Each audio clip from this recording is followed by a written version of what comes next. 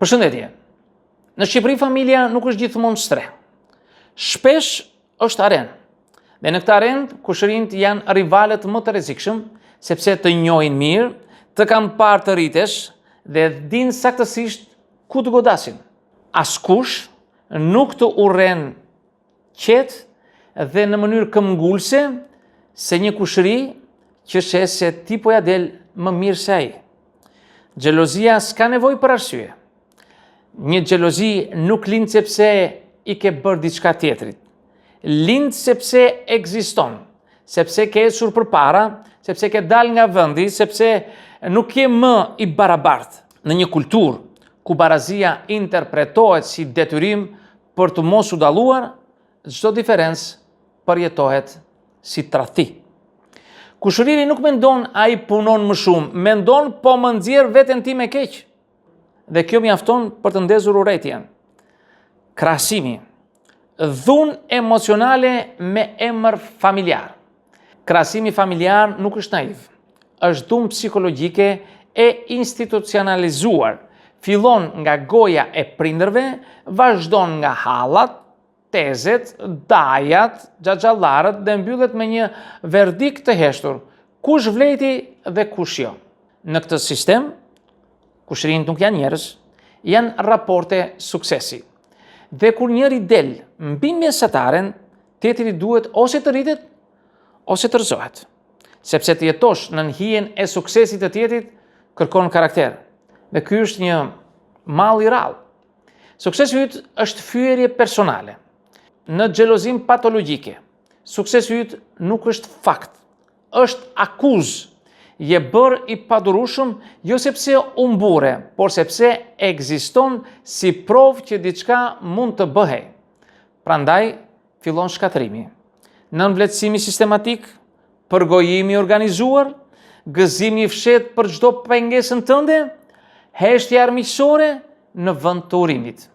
Në psikologji, ky quhet sadizëm i butë social. Në Shqipëri quhet familje. Statusi. Feja e vërtet shqiptare. Mos u gënje. Nuk na intereson shëndeti mendor, na intereson si dukemi. Statusi është fe dhe kush ngrihet shumë, shihet si heretik. Kushëriri që blen shtëpi, martohet me një njeri të mirë, bën emër, largohet nga vendi ose fiton respekt publik, nuk shihet si shembull. Shihet si kërcënim për ekuilibrin e mediokritetit. Prandaj familja nuk të thot hapur na bezdis suksesi yt. Të thot mos të rrit shumë mendja ty? U bëre ndryshëm, ke ndryshuar. Si jam më si ne, jo. Kjo është mënyrë civile për të thënë ktheu prapa, ktheu atje ku ishe. Kur dashuria familjare është kushtore. Në këto dinamika, dashuria është gjithmonë me kushte. Të duan sa kohë nuk ju prish pasqyrën. Në moment që shkëlqen pak më shumë, dashuria kthehet në kontroll, ironizim dhe ftohtësi. Kushëri xheloz nuk do të shkatërrojë menjëherë. Do të gryej me batuta, dyshime, shaka, gjoja shaka, këshilla, përvoja personale, goditje të vogla të vazhdueshme, psikologjikisht shumë efektive. Kur xhelozia bëhet identitet? Në fazën patologjike, xhelozia nuk është më reagim, është strukturë personaliteti. Njeriu fillon të jetojë për të matur veten vetëm në raport me tjetrin. Nëse ti ngjitesh, ai bie. Nëse ti rrëzohesh, ai ringjallet. Këtu ndodh absurdi moral. Njeriu fillon të lutet për dështimin e familjarit të vet. Jo sepse është i keq nga natyra, por sepse nuk ka mësuar kur të ndërtojë vlerë pa shkatëruar tjetrin. Roli kriminal i prindërve të mirë. Prindrit që krahasojnë fëmijët e tyre me kushërinjt nuk janë të pafajshëm. Ata po mbjellin rivalitet afatgjat dhe urrëtie të trashëgueshme. po mësojnë fëmijëve se vlera fitohet duke qenë më lartë se tjetri, jo duke qenë në paqe me veten. Më vonë, këta fëmijë rriten dhe se din pse nuk e durojnë dot kushëririt. Arsyeja është e thjeshtë. Janë stërvitur për këtë. Distanca si akt guximi. Në këtë pikë pajtimi nuk është gjithmonë zgjidhje.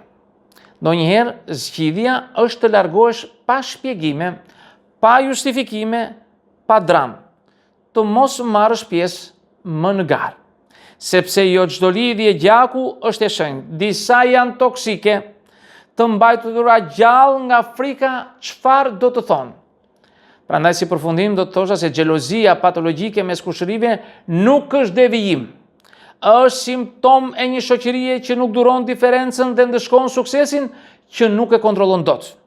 Shumë njerëz në Shqipëri nuk janë penguar nga armiqt, janë sabotuar në heshtje nga njerëzit që i quanim tanët. Dhe ndonjëherë shëndeti mendor fillon aty ku gjakut i thua mjaft. Miq, këtë do të thosha në këtë video, unë ju falenderoj për vëmendjen. Nëse dëshironi mund të bëni komentet tuaja, por mos harroni asnjëherë të bëni subscribe në kanalin tim për të marrë video tjetër pas here. Dhe në videon tjetër, mirë takofshi.